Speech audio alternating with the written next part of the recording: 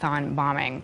In the meantime, we want to focus on Google because the company receives more than 2 million resumes each year. Out of that, the company hires just several thousand, or 0.4%, making Google 25 times more selective than Harvard or Stanford.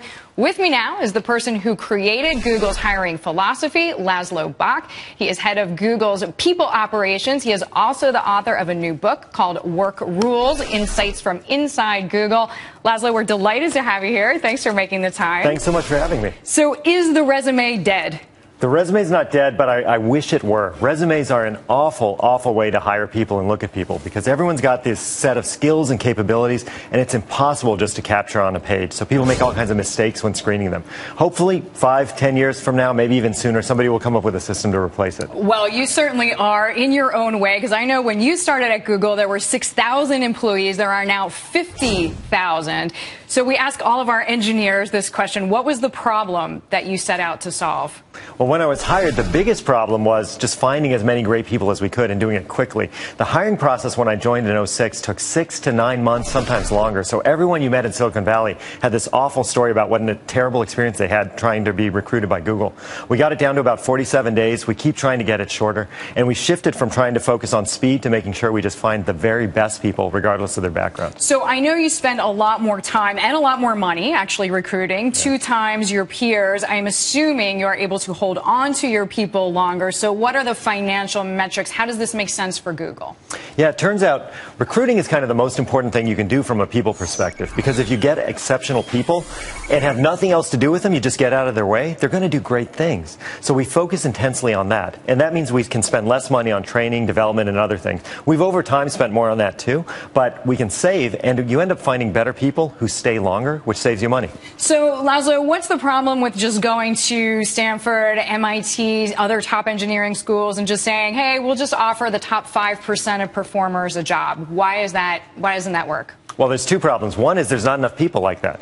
We hire thousands of people each year, and there's not enough people at schools just like that. The second, and the bigger problem, is the best people don't end up at those schools. You end up at those schools often because you ought to overcome adversity and win your way there, but a lot of times you also go there because your legacy, because your parents know somebody, and there's a lot of people who don't have those connections, those resources. So Ivy League deans crying as we speak. What do you look for then, Laszlo? Well, we look for 4 things. General cognitive ability, so smarts, problem solving. We look for leadership ability, specifically the ability to kind of step in but step out when you're no longer needed. We look for cultural fit, which for us is not are you like us, but it's are you intellectually curious and are you conscientious?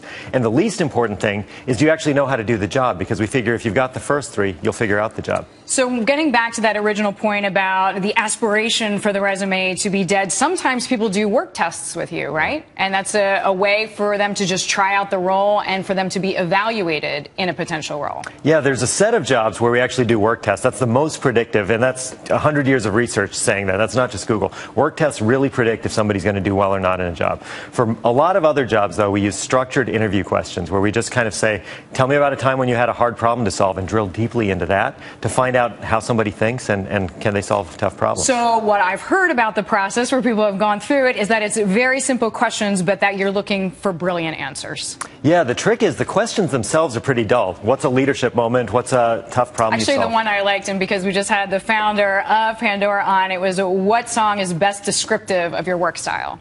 Yeah, so we wouldn't ask a question like that because there's not really a right answer, and there's not something that actually tells you how that person's going to do in a job.